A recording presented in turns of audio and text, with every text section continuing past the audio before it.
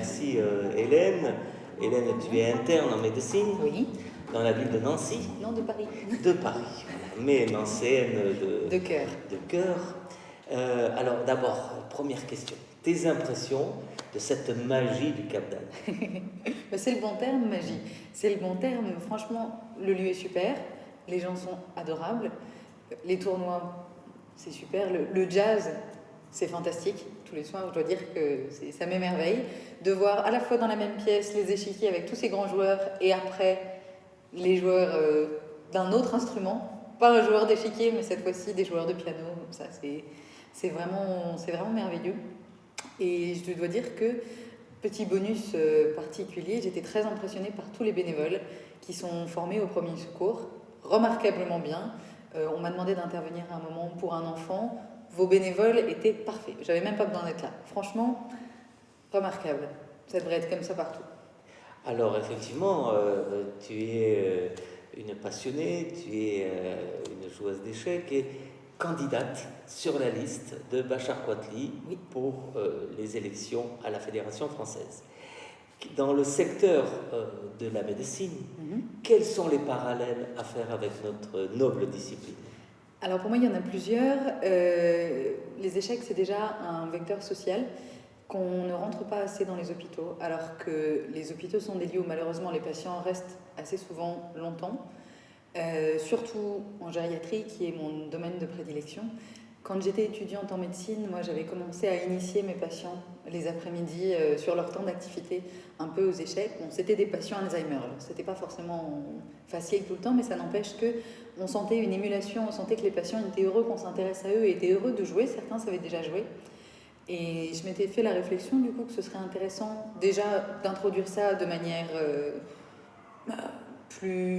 moins unique, mais vraiment plus répétée, Oui. plus systématique, et ensuite peut-être de mélanger les patients, puisque les personnes âgées sont toujours ravies de voir d'autres personnes. Les enfants dans les hôpitaux en général, même si l'hôpital d'enfants chez nous c'était à Nancy à l'époque, était assez éloigné, ça n'empêche qu'on pouvait faire venir certains enfants.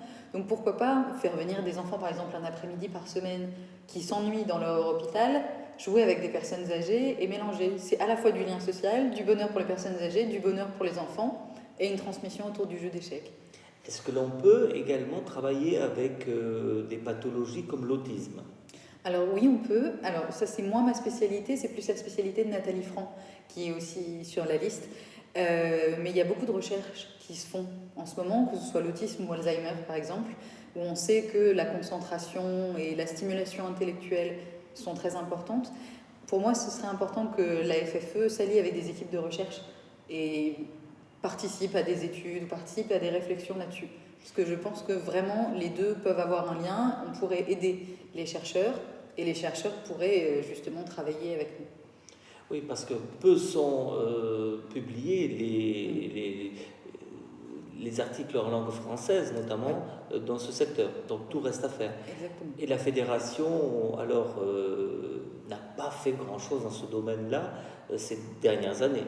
Non, c'est assez difficile. Il faut avoir une bonne maîtrise déjà du sujet en soi, et puis une bonne maîtrise aussi du système de recherche, parce que les études prennent beaucoup de temps. Malheureusement, on ne fait pas une étude en 6 mois. Le temps de commencer l'étude, d'avoir toutes les autorisations de la CNIL, de recruter les patients, de faire le protocole, de faire l'expérience, d'analyser les résultats et de faire l'article, il y en a pour quelques années en général. Donc forcément, ça prend du temps, mais c'est vraiment intéressant de se lancer dans le processus, et même pour la crédibilité au niveau international, d'avoir copublié des articles, c'est toujours bien, ça appuie justement les hypothèses et les changements qu'on veut impulser derrière.